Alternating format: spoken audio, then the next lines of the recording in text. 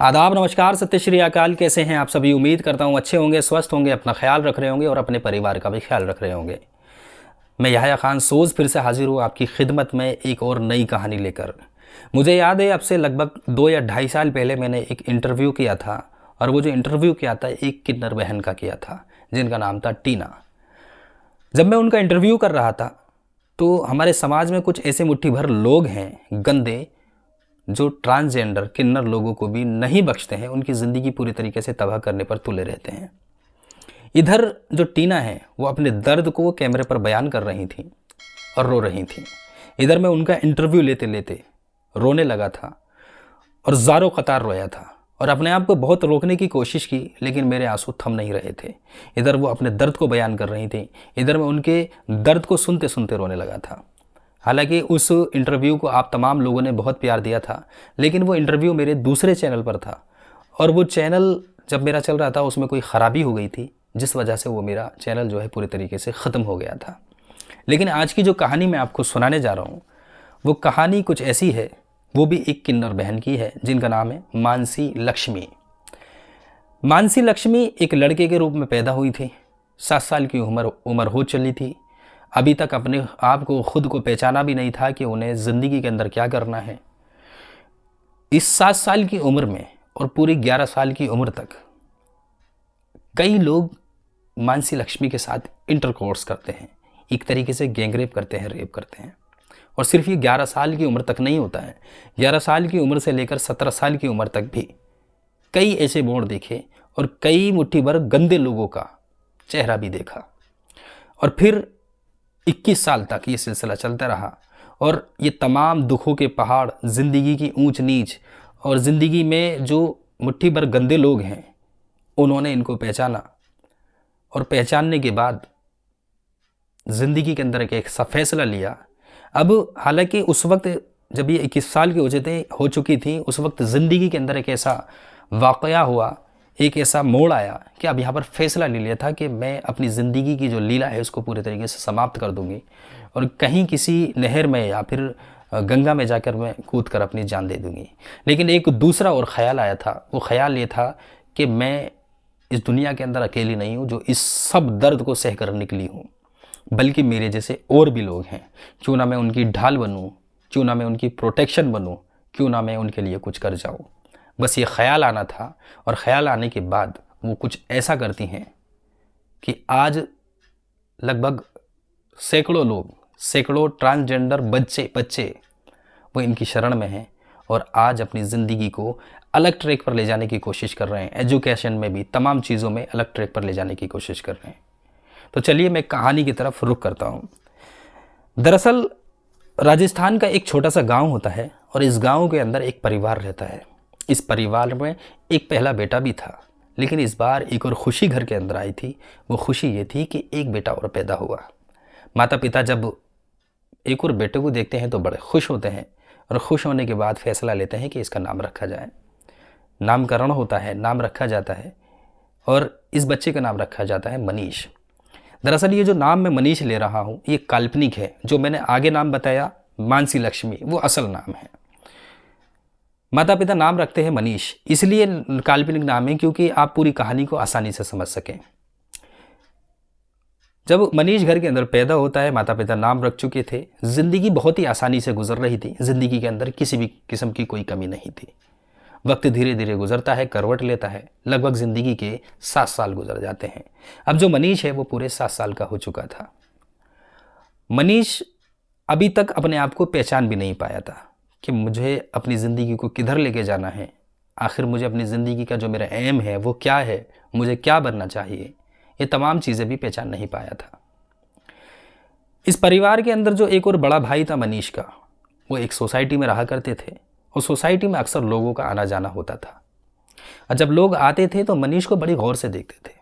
अभी छोटा सा 7 साल का मनीष जब ये नज़रें अपने ऊपर देखता था तो बड़ा अजीब सा महसूस करता था कि यार मुझे इतनी अजीब नज़रों से तमाम लोग क्यों देख रहे हैं, क्या वजह है। लिहाजा छोटा दिमाग था, छोटा जहन था, तो बात को इग्नोर भी बड़ी जल्दी कर दिया करता था। इधर जो बड़े भाई के दोस्त थे वो भी आते थे तो वो भी बहुत अजीब नज़रों से देखते थे और बड़े देखकर हंसते थे। लेकिन अभी भी नासमझी में इस तमाम बातों को भूल जाता है। वक्त जब थोड़ा गुजरता है, जो बड़े भाई के दोस्त थे वो एक दिन मनीष को अकेला पाकर इसको पकड़ लेते हैं और पकड़ने के बाद इसके साथ इंटरकोर्स करते हैं, एक तरीके से रेप करते हैं, गैंग रेप करते हैं। और ये सिलसिला यहाँ पर रुकता नहीं है। अब जो मनीष है इस तमाम दर्द को महसूस कर रहा है, और जब ये सब इसके साथ हो रहा था, वो इन तमाम चीज़ों को देखने के बाद, महसूस करने के बाद सोचने पर मजबूर था कि ये मेरे साथ आखिर हो क्या रहा है, मेरी ज़िंदगी किधर की तरफ जा रही है, क्या लोग जो है ऐसा भी करते हैं। ये तमाम चीज़ें अपने दर्द को चुपचाप सह रहा था, लेकिन इसको शायद ये भी मालूम था ये जो हुआ है मेरे साथ गलत हुआ है। यही वजह थी अपने घर वालों को किसी को कुछ नहीं बताया, खामोश रहा, खामोशी से चुपचाप घर में रहना शुरू कर दिया। और जो बड़े भाई के दोस्त थे जिन्होंने इसके साथ हैवानियत की थी, वो तमाम लोग खामोश नहीं रहते हैं, बल्कि सोसाइटी के तमाम लोगों को ये सब बताना शुरू करते हैं कि मनीष है एक, उसकी चाल चलन जो है लड़कियों की सी है, उसका चलना, उसका फिरना, और उसमें थोड़ी अदाएँ जो हैं वो लड़कियों की सी हैं, देखता है तो लड़कियों की तरह देखता है।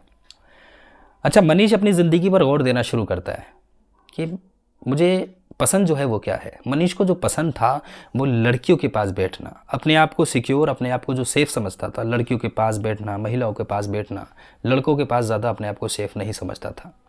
7 साल की उम्र थी तो ज़्यादा समझ भी नहीं थी, और ये 7 साल के उम्र में जो इसके साथ ये हुआ था मुसलसल चलता ही रहता है। सोसाइटी के कई लोग इसके साथ इंटरकोर्स करते हैं, हैवानियत करते हैं, और ये 4 साल तक यानी 11 साल की उम्र तक इन तमाम चीज़ों को बर्दाश्त करता रहता है। 4 साल और बीत जाते हैं। अब जो माता पिता हैं इन तमाम चीज़ों से बेखबर थे, और शायद मनीष की तरफ गौर भी नहीं था कि उसकी जो ज़िंदगी है थोड़ी अलग है, वो लड़कियों को पसंद करता है। इन तमाम चीज़ों पर उन्होंने भी गौर नहीं दिया था। वक्त जब थोड़ा गुजरता है तो माता पिता फैसला लेते हैं कि हमें काम के सिलसिले में मुंबई जाना चाहिए। मनीष अपने माता पिता के साथ मुंबई आ जाता है, और मुंबई आने के बाद 11 साल की उम्र से लेकर पढ़ाई करना शुरू करता है। स्कूल जाता था, स्कूल जब जाता था तो वहाँ भी लोग इसे देखते ही पहचान लिया करते थे और उसको ताना देना शुरू करते थे। वक्त तानों के साथ इसका गुजर रहा था। जब भी कोई भी मिलता था तो ताने देता था कि तू थोड़ा लचक है तेरे अंदर, तू मतलब हिजड़ा है, तो किन्नर है, तमाम चीज़ें, और ऐसे ऐसे लफ्ज़ बोलते थे कि आखिर तेरा प्राइवेट पार्ट किस तरीके से होगा। ये तमाम लफ्ज़ बोलते थे। हालांकि मुझे वीडियो में ये तमाम बातें नहीं बोलनी चाहिए, लेकिन जो कहानी है, इसकी कहानी का जो दर्द है असल आप तभी समझ पाएंगे। लिहाजा वक्त इसी तरीके से गुजरता है। अब 17 साल की उम्र हो चली थी। अब स्कूल जाना शुरू कर दिया था। 12वीं तक क्लास तक इन्होंने पढ़ाई की।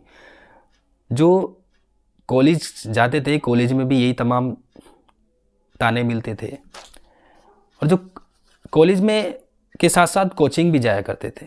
जब कोचिंग जाता था मनीष, तो वहाँ के कोचिंग के जो लड़के तमाम वो भी छेड़ा करते थे कि भाई तू दिखने में कैसा है। इन तमाम चीज़ों को बर्दाश्त कर रहा था और ज़िंदगी में आगे बढ़ने की कोशिश कर रहा था। एक रोज़ घर पर दिल नहीं लग रहा था तो मनीष फैसला लेता है कि उन्हें मुझे कोचिंग चला जाना चाहिए। अपनी कोचिंग के समय से कुछ वक्त पहले वो पहुँच जाता है कोचिंग, और पहुँचने के बाद जो तमाम कोचिंग के लड़के हैं वो मनीष को पकड़ लेते हैं।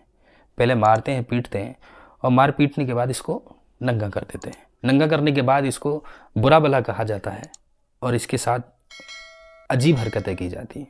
अब यहाँ पर मनीष पूरी तरीके से टूट चुका था। अब फैसला ले लिया कि मुझे पढ़ाई नहीं करनी है, मुझे छोड़ देना है।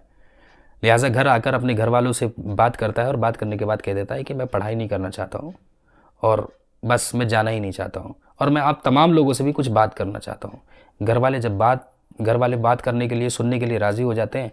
तब मनीष बताता है कि मेरी जो ज़िंदगी है वो कुछ अलग है, मैं कुछ और बनना चाहता हूँ। मुझे लड़कियों के साथ बैठना और उनकी बातें करना, उनके साथ बातें करना, उनसे दोस्ती करना, उनके साथ अपने आप को सेफ़ समझना, ये तमाम चीज़ें मेरे साथ हैं। लिहाजा मैं जो लड़का बनकर फिर रहा हूँ ये मुझे पसंद नहीं है। घर वाले जैसी बातें सुनते हैं तो गुस्से में आग बबूला हो जाते हैं और फैसला लेते हैं कि अब तुम घर पर ही रहोगे, अब किसी से नहीं मिलोगे। और यहाँ तक की पाबंदी लगा दी जाती है कि अब तुम जो कपड़े हैं ना देखकर पहनोगे, यानी कोई ऐसा कलर नहीं पहनोगे जो लड़कियों को पसंद है, कुछ लड़कियों टाइप के से कपड़े नहीं पहनोगे।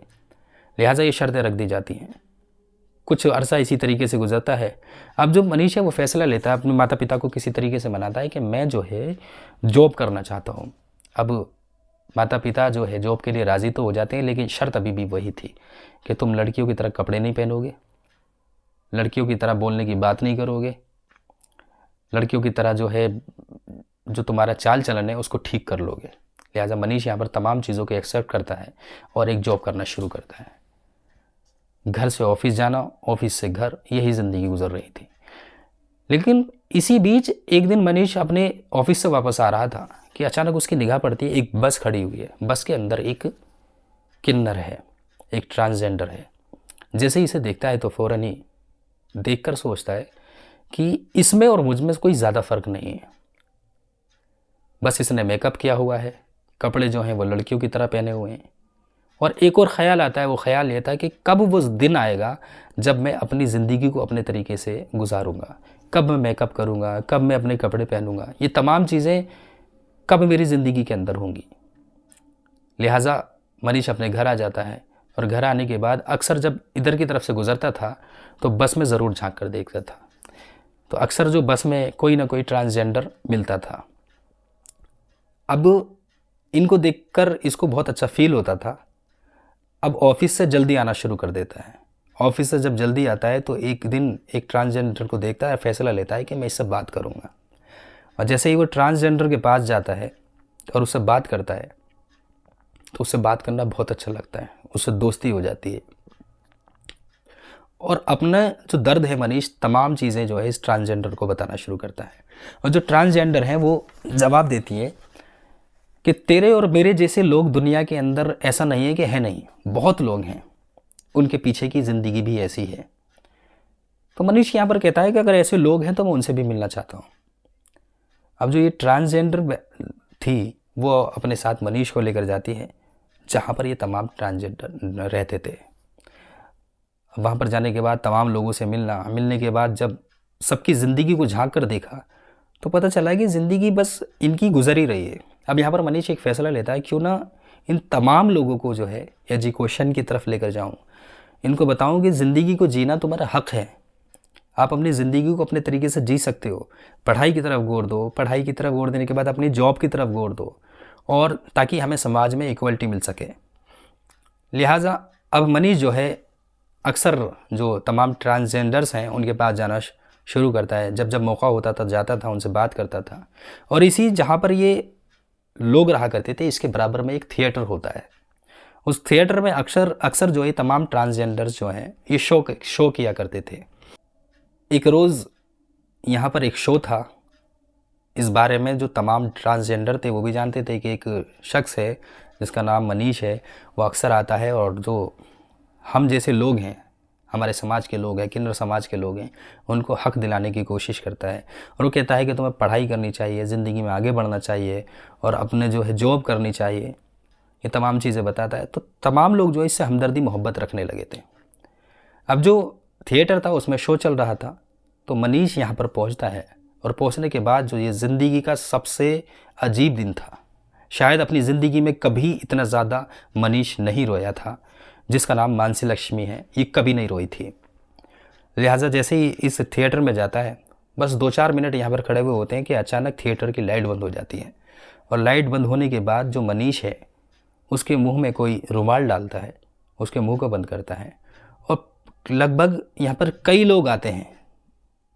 हालांकि ख़ुद का मनीष का ये कहना था, जो मानसी लक्ष्मी उनका ये कहना था, मैं गिन भी नहीं पाई थी कितने लोग हैं। वो तमाम लोग जो इसको बुरी तरीके से मारते हैं, पीटते हैं और इसके कपड़े तक फाड़ देते हैं। और कपड़े फाड़ने के बाद इस पूरे थिएटर के अंदर उसको नंगा घुमाते हैं, नंगा चक्कर लगवाते हैं। इतना ही नहीं बल्कि इसके साथ एक तरीके से गैंग रेप करते हैं, रेप करते हैं। जिस वक्त ये तमाम चीज़ें मनीष के साथ हो रही थी, ये तमाम चीज़ों को भूल चुका था और ख़ुद को पता नहीं था कि आखिर कौन लोग हैं, क्यों कर रहे हैं, मारना चाहते हैं, आखिर इनकी चाहत क्या है। ये तमाम चीज़ें चल रही थी। जैसे तैसे मनीष अपने आप को बचाकर यहाँ से निकलता है और निकलने के बाद एक जगह बैठता है और बैठने के बाद अपनी ज़िंदगी के सबसे ज़्यादा आंसू बहाता है, रोता है, अभी अपनी बदहाली पर रोता है कि मेरी ज़िंदगी आखिर कहाँ आ गई है। लिहाजा अब इसने सोच लिया था कि घर वाले हैं, घर वाले लानत भेजते हैं, जहाँ जाता हूँ वो लोग लानत करते हैं, बुरी भली बातें कहते हैं, छक्का, हिजड़ा और मीठा, न जाने कैसे कैसे लफ्ज़ सुनने को मिलते हैं। कोई कहता है कि भाई तेरा प्राइवेट पार्ट कैसा होगा अगर तू ऐसा है तो। ये तमाम चीज़ें जहन के अंदर चल रही थी और ज़ारो क़तार हो रहा था। और अब फैसला कर लिया था कि अपनी जो ज़िंदगी है इसकी लीला को ख़त्म कर दूंगी। और फैसला करने के बाद पूरे तरीके से तैयार थी कि गंगा में कूदकर या नहर में कूदकर मौत को अपने गले लगा लूँगी। एक और ख़्याल साथ में आता है, वो ख़्याल आना शायद ज़िंदगी को बदल देना था। वो ये ख़्याल आता है कि ऐसा तो नहीं है कि ज़िंदगी के अंदर एक अकेली मैं ही इन तब से सबसे जूझ रही हूँ। अब तक मैं जितनी भी अपनी ट्रांसजेंडर बहनों से मिली थी उनमें कुछ सेक्स वर्कर्स भी थी। उनसे जब मिली तो उनकी ज़िंदगी को जब मैंने झांका तो मुझसे ज़्यादा दर्द उनकी ज़िंदगी के अंदर था, मुझसे ज़्यादा पहाड़ उन्होंने झेले हैं। ऐसा नहीं है कि सिर्फ मैंने ही अकेले ने झेले हैं। सबकी ज़िंदगी जिसकी उठाई उसकी ज़िंदगी में कोई ना कोई दुख था, कोई ना कोई पहाड़ था। लिहाजा अब ये ख्याल आता है क्यों ना उन सब की मैं प्रोटेक्शन बनूं, उनका सहारा बनूं, उनकी मजबूती बनूं। बस यही ख्याल आना था कि दिल में फ़ैसला हो जाता है। और अब तमाम लोगों को पढ़ाना, एजुकेशन की तरफ दावत देना, बुलाना और समाज में जो किन्नर समाज के लोग हैं उनको समझाना बुझाना, तमाम चीज़ें शुरू हो जाती हैं। और कड़ी मेहनत करने के बाद एक संस्था बनाई जाती है जिस संस्था का नाम रखा जाता है आरजू फाउंडेशन। और ये आरजू फाउंडेशन इसलिए रखा जाता है कि जो तमाम ट्रांसजेंडर हैं उनकी भी कुछ आरजू थी, इसीलिए इसका आरजू फाउंडेशन नाम रखा जाता है। दूसरा एक शेल्टर हाउस भी था, वो भी बनाया जाता है। उस शेल्टर हाउस में लगभग 97 जो ट्रांसजेंडर्स बच्चे हैं उनको लाया जाता है, उनको एजुकेशन की तरफ ले जाया जाता है, उनकी पढ़ाई की तरफ उनको गौर कराते हैं और उनकी ज़िंदगी का एक एम बनाया जाता है कि तुम्हें अपनी ज़िंदगी का एक जो है लक्ष्य होना चाहिए, एक टारगेट होना चाहिए और हमें भी अपनी तरीके से जॉब करनी चाहिए और अपने समाज में हमें जो है इक्वलिटी मिलनी चाहिए। ये तमाम चीज़ें वो समझाना शुरू करते हैं। और आज वही जो मनीष है, आज वो मानसी लक्ष्मी के नाम से जाना जाता है और जो कि फाउंडर हैं इसी की आरजू फाउंडेशन की। और आज जो तमाम किन्नर समाज के लोग हैं उनकी बहुत इज्जत भी करते हैं और जो सेक्स वर्कर्स हैं उनके ख्वाब को भी देख रही हैं और जो उनकी हर तरीके से हेल्प करती हैं, मदद करती हैं।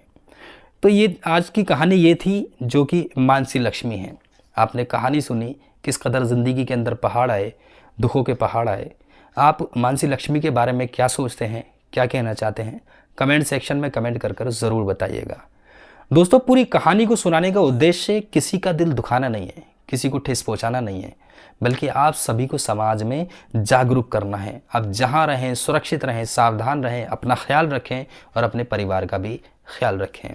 और तमाम में जो वाकई जो मानसी लक्ष्मी हैं इनकी हिम्मत को मैं सलाम पेश करता हूं कि वाकई इनकी हिम्मत को मैं दाद देता हूं कि इन्होंने इतना बड़ा कदम उठाया और आज जो इतनी बड़ी सोच रखी और जो ट्रांसजेंडर हैं उनके बारे में इतना सब कुछ सोचा। और मैं ही नहीं बल्कि और तमाम जो ट्रांसजेंडर्स हैं वो भी इनकी इज़्ज़त करते हैं। और उन तमाम बहनों को जो ट्रांसजेंडर बहनें हैं, मेरी किन्नर बहनें हैं, उनसे भी कहना चाहता हूँ कि ज़िंदगी में ऊंच नीच आती हैं, हार नहीं माननी चाहिए, अपनी ज़िंदगी को अपने तरीके से जिएं।